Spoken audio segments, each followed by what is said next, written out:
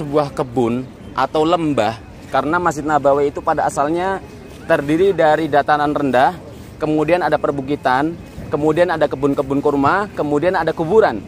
Jadi kemudian Nabi SAW memerintahkan untuk meratakan seluruh tanahnya, menebang pohonnya karena digunakan untuk membangun masjid, dan memindahkan kuburan yang ada ke tempat yang lain.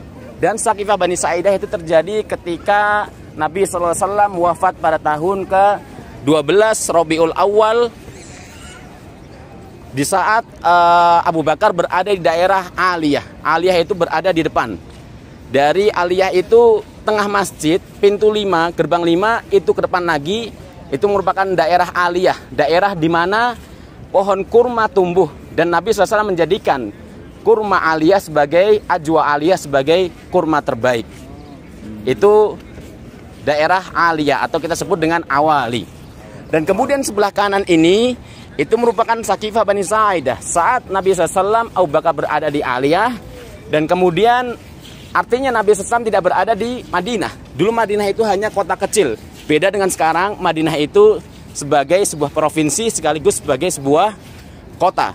Dan dulu saking sedihnya para sahabat, sampai-sampai Umar bin Khattab itu mengatakan, barang siapa yang mengatakan bahwasanya Nabi itu telah mati, maka aku akan penggal lehernya. Saking sedihnya para sahabat saat itu. Namun begitu Abu Bakar datang, maka Abu Bakar langsung khutbah dan mengatakan, "Lau anna Muhammad qad mat fa inna kalau seandainya Muhammad itu telah mati, kalau seandainya Muhammad itu hidup, niscaya dia Tuhan. Tapi kalau seandainya Muhammad itu mati, berarti dia adalah hamba Allah SWT." Kemudian Abu Bakar membacakan ayat Allah, "Wa ma Muhammadun illa rasulun qad khalat min qablihir rusul."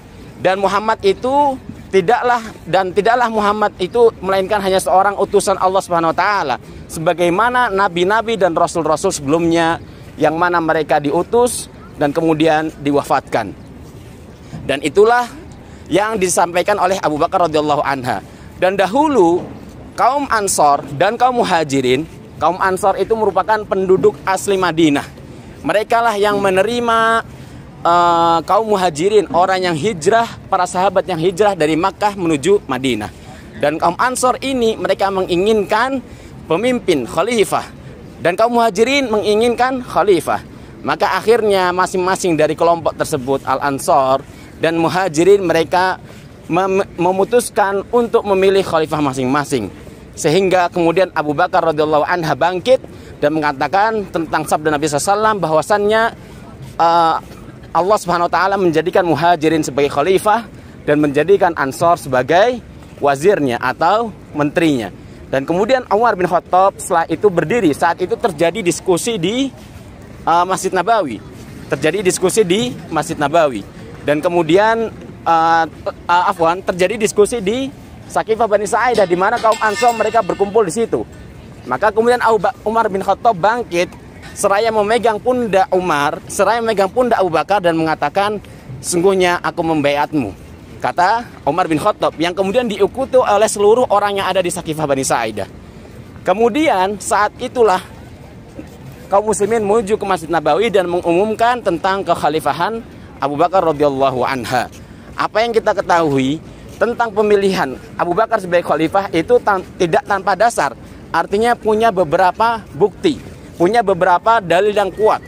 Di antaranya ketika Nabi SAW itu sedang sakit keras, yang menyebabkan sakit ini menyebabkan kepada meninggalnya beliau, Nabi SAW memerintahkan kepada Abu Bakar untuk menjadi imam sholat. Dan itu terjadi berulang kali.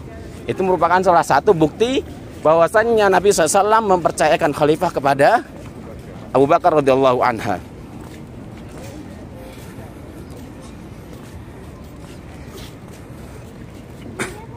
Kemudian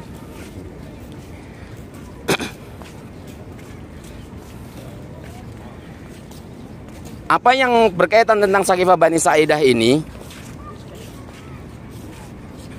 sebelah kita belok sebelah kiri. Ternyata keliling Ramadan berat juga.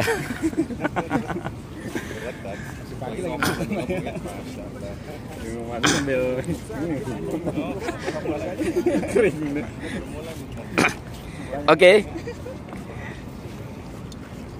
Dan ini area dulunya area perhotelan. Dan sebelah kiri ini itu gerbang, dan ini kenapa dikosongkan karena akan dijadikan sebagai perluasan. Perluasan masjid itu insya Allah akan dilakukan hingga ujung jembatan sana. Jadi semua rencananya semua hotel-hotel ini akan digusur insya Allah taala. Rencananya seperti itu. Dan juga mengarah ke sana, ke arah Baki. Baki yang belakang itu insya Allah akan digusur, dijadikan perluasan. Masih enggak, Bakinya belakang Bakinya. Itu jangka panjangnya insya Allah perluasannya seperti itu. Dan ini perluasan dimulai dari tahun belasan, namun sempat terhenti karena terjadinya peperangan dengan Syiah Houthi yang berada di Yaman. Kenapa Saudi itu mereka menggelontorkan banyak dana dalam memerangi Syiah Houthi? Itu sebabnya karena Yaman itu letaknya berdampingan pas dengan Saudi. Jadi ketika misalnya Yaman itu dikuasai oleh Houthi, maka ada kemungkinan Madinah atau Makkah itu akan menjadi pusat penyerangan rudal-rudal dari Yaman. Dan itu seringkali terjadi, dan alhamdulillah masih Allah lindungi. Dan Syiah Houthi itu bukan pemimpin sah, karena mereka konsepnya memberontak, dan Saudi Arabia itu membantu. Jadi dalam dunia politik internasional yang Anda pahami, boleh negara lain membantu apabila negara itu kacau karena pemberontakan. Namun yang tidak boleh dilakukan itu apabila negara lain yang melakukan intervensi, yang melakukan penyerangan atau pendudukan kepada wilayah tersebut. Karena berbeda, penyerangan dari luar dan dari dalam. Kalau dari dalam berarti ada kerjasama politik. Itu yang saya pahami. Dan kemudian di depan sana itu kita lihat ada 3 masjid saling bersebelahan. Yang pertama yang putih itu adalah Masjid Ali bin Abi Thalib. Yang sebelahnya itu adalah Masjid Abu Bakar. Dan sebelahnya itu adalah Masjid Ghamamah. Kenapa bisa ada masjid yang sangat berdekatan? Oke, kita akan masuk ke dalam Masjid Ali bin Abi Thalib.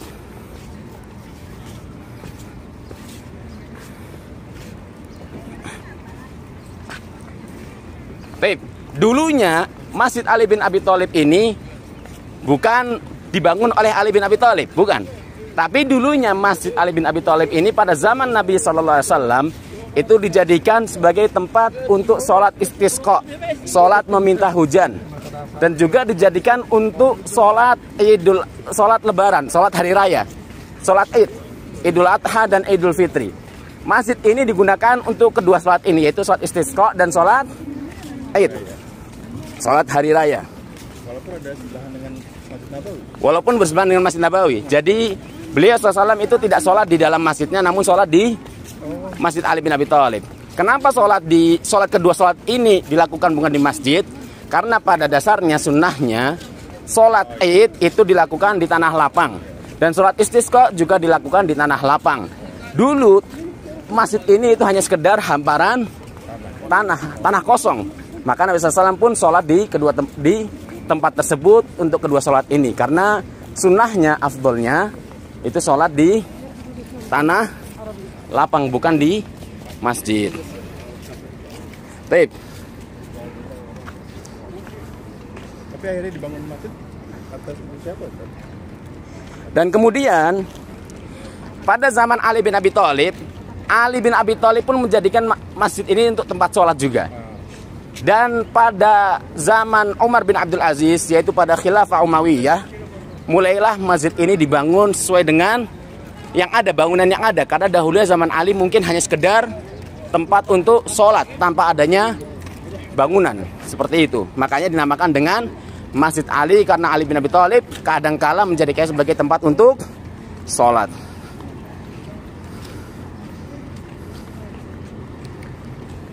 Maksudnya itu untuk sholat rutin, sholat id ya, bukan sholat 5 waktu.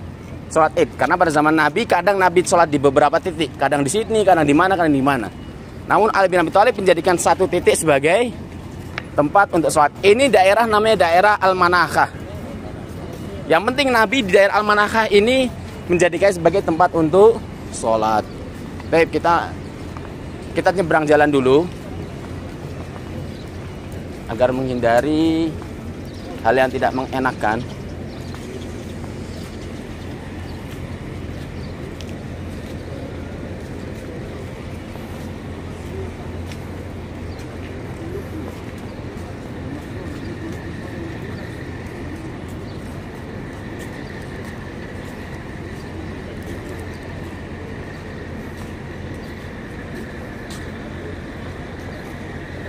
Kalau nanti ada agenda ke Gunung Uhud juga nggak Ustaz? Besok insya Allah. Pasti tour itu ya? Pasti itu. Sebelum kita ke Mekah insya Allah.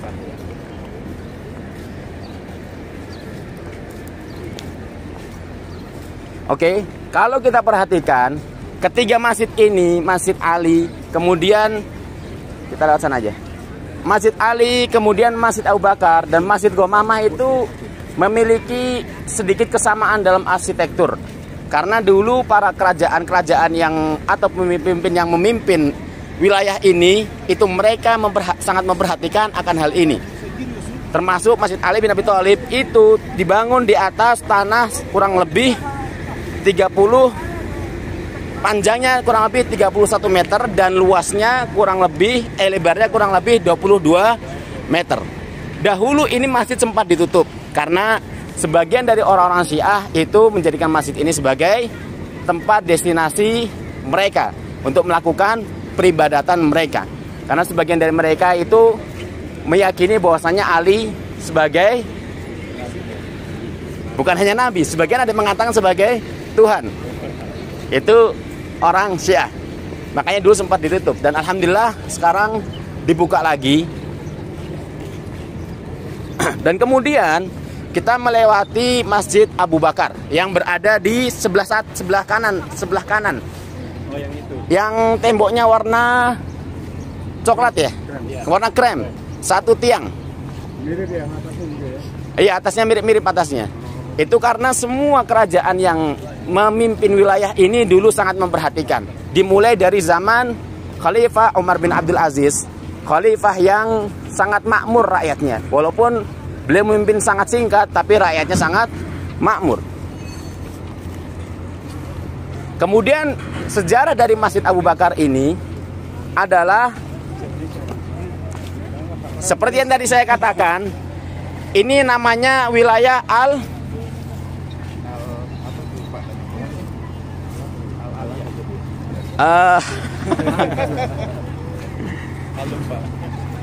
Al-Manakah. Ini wilayah Al-Manakah. Dan Masjid Abu Bakar ini adalah sama seperti Masjid Ali. Dulunya Nabi SAW biasa sholat Id di beberapa titik di masjid ini. Kalau Ali bin Abi Thalib itu biasa menjadikan salah satu titik yang Nabi SAW sholat di dalamnya untuk sholat Id, dan kemudian menyeringkan sholat di situ, maka kemudian dibangunlah sebuah masjid menggunakan nama beliau. Maka Masjid Abu Bakar juga sama. Nabi SAW pernah sholat Id di situ, kemudian Abu Bakar menjadikan titik untuk sholat Id, titik yang Nabi SAW sholat di situ menjadikan tempat sholat Id juga. Maka kemudian dibangunlah masjid ini menggunakan nama Abu Bakar, yaitu Masjid Abu Bakar. Bukan berarti Abu Bakar atau Ali itu nggak mau sholat di Masjid Nabawi, bukan. Tapi hanya sekedar untuk sholat Id, yaitu lebaran. Imma, baik itu Idul Adha maupun Idul Fitri. Sama, orang yang pertama kali membangun masjid ini adalah Umar bin Abdul Aziz. Ini bukti bahwasannya kaum muslimin atau khalifah-khalifah yang ada, mereka berusaha mempertahankan warisan budaya Islam.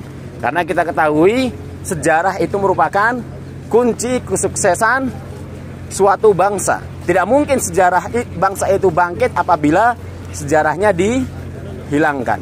Tip. Yang depan ini adalah Masjid Ghamamah.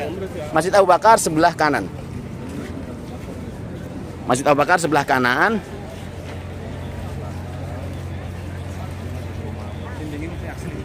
Dindingnya masih, wallah alam, ini masih asli, tapi kemungkinan insya Allah masih asli.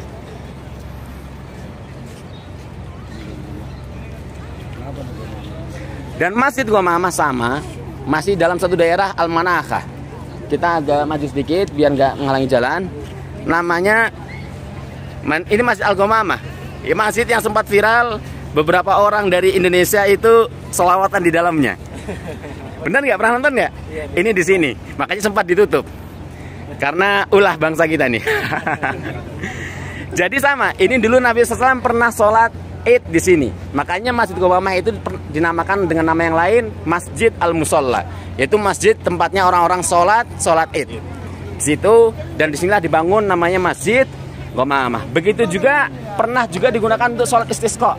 Jadi Nabi ketika sholat istisqa atau sholat Id itu bukan di satu titik saja, tapi berpindah-pindah. Makanya ada banyak masjid dan penamaan masjid ini sesuai dengan siapa kali yang membiasakan untuk sholat di tempat tersebut.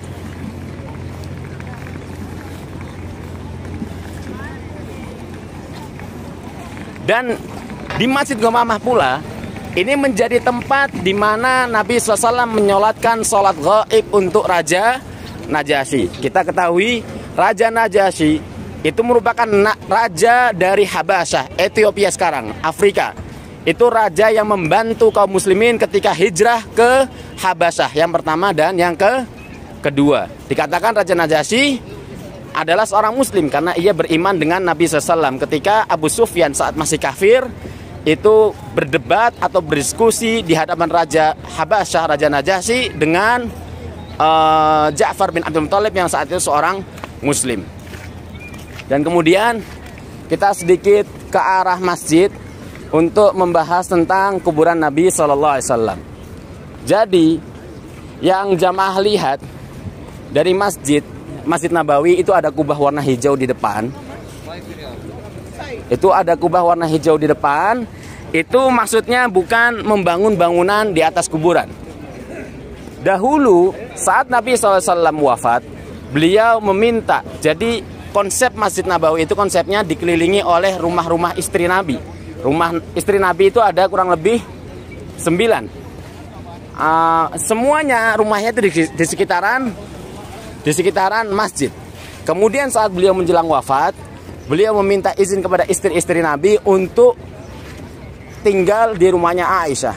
Maka kemudian saat ini yang menjadi kuburan beliau bersama dua sahabatnya Abu Bakar dan Umar itu merupakan rumah Aisyah. Dan yang membangun kubah itu sebenarnya pada zaman Khilafah Abbasiyah kalau tidak salah, saat itu memang sempat ditentang oleh banyak ulama. Namun namanya pemimpin, maka semua keputusan ada di tangan pemimpin. Dan pada dasarnya kuburan Umar itu akan digunakan oleh Aisyah sebagai tempat peristirahatan beliau terakhir. Namun saat menjelang Umar wafat, beliau meminta kepada Aisyah agar dikuburkan di samping kuburan kedua sahabatnya, yaitu Nabi SAW dan Abu Bakar radhiyallahu taala anhuma. Dan kemudian kita nggak perlu ke Baqi, cukup ceritakan di sini karena insya Allah kita akan ke Kuba.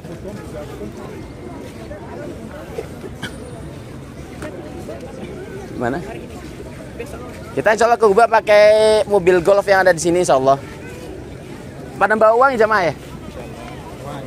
Bawa kan ya? Jadi nanti soal kita Kuba naik mobil Golf itu berangkat. Nanti anak jatah yang bayar semua. Oh itu. Oh iya. Oke. Baqi itu merupakan kuburan pertama kaum muslimin. Nabi SAW menjadikan kuburan ini sebagai tempat kaum muslimin yang wafat untuk dikuburkan. Pada mulanya Kuba sana yang di sebelahnya pintu 360 kita masuk ke Raudhah. Nunggu kita masuk Raudhah. Itu pintu 360, belakangnya itu adalah Kuba. Itu pada asalnya hanyalah sebidang tanah lapang, tanah kosong yang kemudian Nabi SAW jadikan sebagai tempat kaum muslimin yang wafat dikubur di situ. Saat ini atau luas awalnya itu hanya sekitar 80 meter persegi, kecil. Namun pada zaman Khilafah Muawiyah bin Abi Sufyan yang pertama kali memperluasnya itu setelah zaman Nabi, yang kemudian sampai sekarang itu kurang lebih secara keseluruhan Baqi itu luasnya sekitaran 30.000 meter persegi.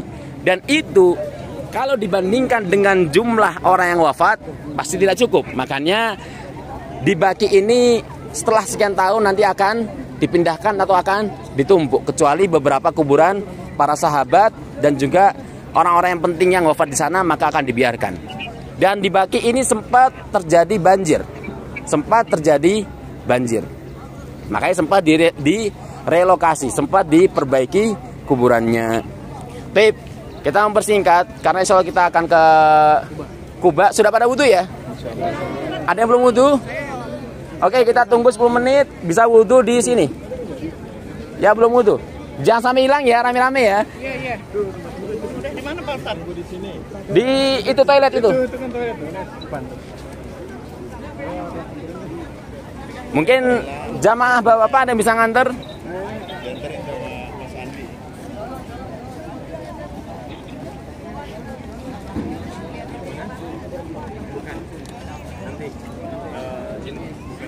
Kemarin ke sama